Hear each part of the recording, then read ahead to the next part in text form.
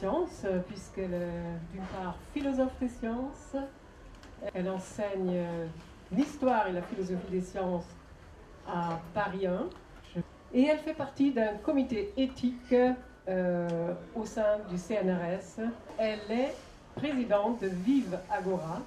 La question se pose en effet si nous voulons laisser notre monde aux mains des intérêts financiers, des États, aussi bien que des entreprises, ou si nous voulons être partie prenante à part entière dans ce débat, et ceci sans servir seulement de faire valoir ou de paravent à des intérêts financiers en jeu.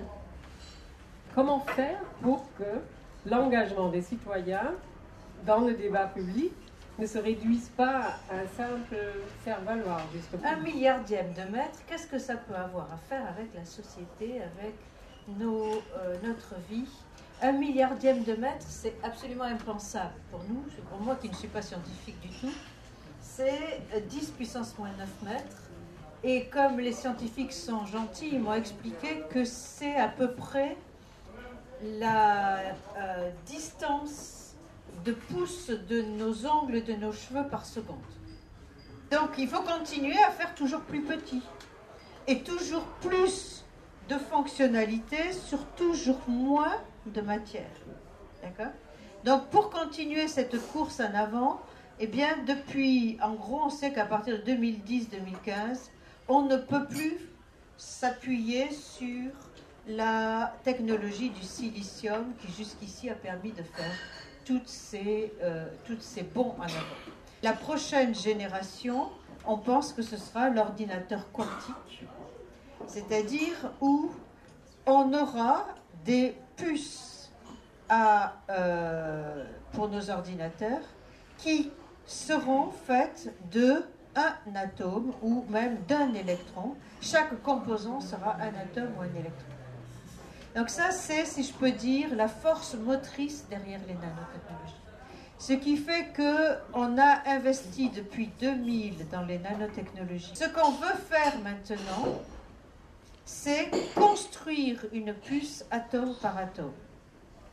C'est-à-dire avoir toujours plus de fonctionnalités sur toujours moins de matière, des technologies de l'information et de la communication toujours plus puissantes, et surtout invisible. La spéculation, c'est que nous aurons implanté sous la peau, dès notre naissance ou très peu après, toutes nos informations et on pourra les suivre à la trace comme ça. Se sont greffés sur les nanotechnologies, ce qu'on appelle des bio-nanotechnologies. Les bio-nanotechnologies auront des applications médicales, de refaire des tissus, on appelle ça le tissue engineering, de refaire des organes même. On va nous réparer pièce à pièce. On nous promet de réparer c'est des promesses, hein, mais il y a des travaux qui se font dans ce sens, de réparer des problèmes de neurodégénérescence. Vous savez que la neurodégénérescence dans nos populations vieillissantes, c'est un des problèmes sociaux majeurs, à la fois la maladie de Parkinson et la maladie d'Alzheimer, et de pouvoir réparer la neurodégénérescence par des implants cérébraux qui seraient mis dans le cortex profond. Donc c'est des interfaces homme-machine qui sont en train d'être à l'étude. Donc nano, bio, info, et le quatrième larron, si je peux dire, le quatrième mousquetaire, c'est cogno. C'est les sciences cognitives, parce que quand je parle d'implants cérébraux, eh bien c'est parce qu'on essaye de voir quelles sont les fonctions cérébrales qui sont en jeu dans la cognition, dans la connaissance, dans les comportements volontaires, et d'agir sur ces comportements volontaires. Dans quelle direction nous amène cette convergence entre bio, nano, info et cogno, et vers quoi elle nous dirige? Elle nous dirige vers des problématiques très ciblées aujourd'hui, qui sont des problématiques de surveillance, de réparation, de sécurité, etc. Et donc, il y a là des problèmes qui se posent directement à chaque citoyen. Vers quel type de société nous orientent ces bio, nano, info, cogno, technologies? Voilà. Dans la Silicon Valley, il y a une bulle nano comme il y a eu une bulle Internet, comme il y a eu une bulle génome, comment on appelle ça, thérapie génique. C'est-à-dire qu'il y a des gros investissements dans l'espoir qu'il y ait d'ici 2020 des retours sur investissement qui seront colossaux. Donc les banques financent. L'Europe a investi dès 2002-2003 dans les nanotechnologies et en Europe, c'est plutôt le public, les industries se font un peu tirer l'oreille.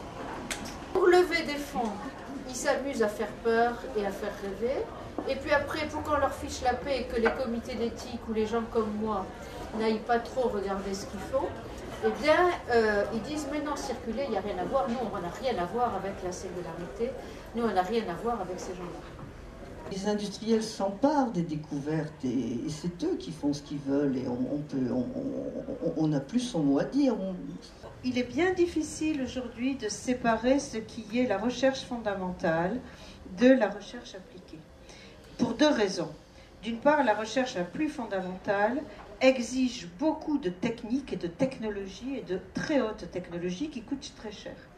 Donc on ne peut pas voir un atome sans une très haute technologie.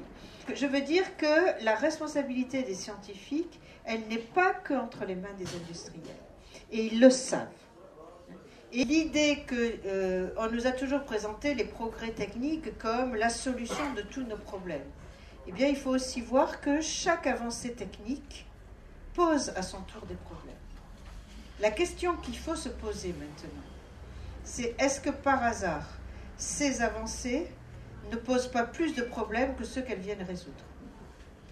Parce que les nanotechnologies, surtout nano, bio, info, cogno, etc., c'est présenté comme la solution à tous nos problèmes. Nous sommes une population vieillissante. Mais pourquoi nous sommes une population vieillissante? Parce qu'on a des technologies qui nous font vieillir plus longtemps, qui nous font vivre plus longtemps. D'accord? Ah bon, mais maintenant, du coup, on vit plus longtemps. Simplement, on vieillit. Donc, comment vivre plus longtemps sans vieillir? Voilà le problème qu'essayent de résoudre les nanotechnologies. Mais vous voyez bien que ce problème, il a été posé par une autre technologie qui nous a fait vivre plus longtemps. D'accord? Donc, peut-être que maintenant, on va nous faire vivre plus longtemps sans nous faire vieillir. Enfin, pas nous, mais les générations futures. Hein. Mais ce qu'on essaye, c'est d'avoir... Par exemple, on essaye de faire des biofuels. Vous avez entendu parler de ça. Des biocarburants. Simplement, ça pose le problème, si on convertit l'agriculture à l'industrie, alors on ne peut plus nourrir la planète, etc., etc. Et nous, est-ce que vous nous avez demandé dans quel sens on veut aller? Est-ce qu'on veut avoir toujours des ordinateurs plus performants, plus petits? Est-ce qu'on veut avoir toujours des choses qui vont plus vite, plus loin, etc., etc. Voilà. Est-ce qu'on nous a demandé ça? Est-ce qu'on veut vivre toujours plus loin, plus lent, plus, etc., etc. Donc cette science pure n'a jamais véritablement existé. On ne sait pas ce que Descartes dirait aujourd'hui des technosciences. L'idée de science pure, c'est un idéal. Non seulement la science moderne s'est développée comme une science à finalité sociale, c'était même sa valeur au XVIIIe siècle, ce qui faisait la valeur d'une découverte à l'Académie royale des sciences de Paris, pas loin d'ici, c'était son utilité sociale. L'idéal a changé. C'est-à-dire que ce qui est valorisé aujourd'hui, ce qu'on met en avant, c'est par exemple dans l'évaluation des chercheurs, c'est moins le nombre de publications que le nombre de brevets. Et en réalité, on fait peut-être l'objectif économique passer avant celui de la solidarité sociale. Et c'est pour ça que nous sommes tous concernés. Les débats sont un apprentissage mutuel et tant qu'on maintient le dialogue, il y a de l'espoir qu'on fasse bouger quelque chose.